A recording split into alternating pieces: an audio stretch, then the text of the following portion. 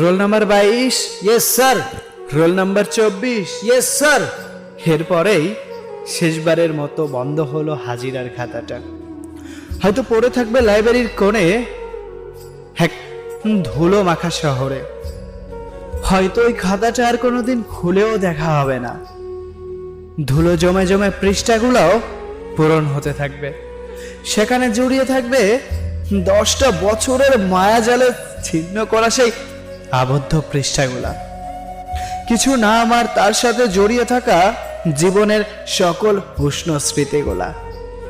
বন্ধু, আজ আমি কলেজ যাব না, তুই আমার প্রেজেন্টটা দিয়ে দিস।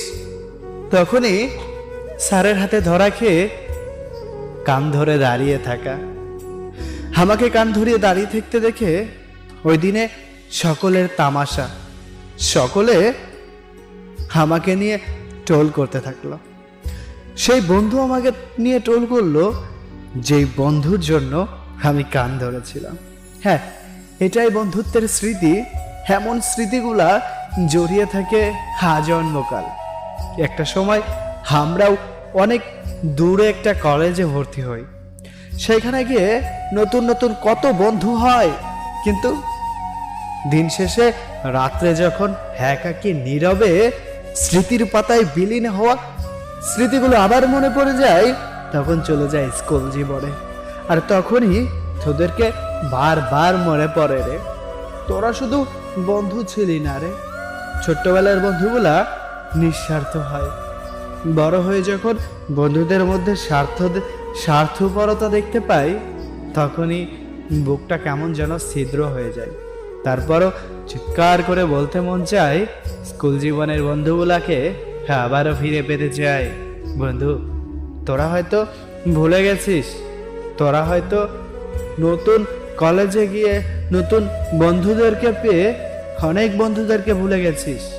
হুট করে যখন পথের ধারে তোদের সাথে দেখা হয় না, মনে পড়ে যায় সেই ছোট্টবেলার দুষ্টামোর কথা, মনে পড়ে যায় সেই ছোট্টবেলার আড্ডার কথা, মনে পড়ে যায় সেই ছোট্টবেলায় কতই না পাগলামি করতাম, মনে পড়ে যায় বেতন ছাড়া কত চাকরি না করতাম, কত ছোট ছোট ঘর বানাইতাম, মাটির হাঁড়ি পাতিল বানাইতাম, আরো কত কিছু। যদি তোদের সাথে এই বিষয় নিয়ে আবার আড্ডা দেই না, আড্ডা শেষ হবে না, আবার মনে হবে আরো একবার ফিরে পাই ওই ছোট্ট ছাত্র জীবন। দেখ, এখনো কিন্তু অতটাও বড় হয়নি, একটা সময় অনেক বড় হব, তোদের সাথেও আর দেখা না করবো।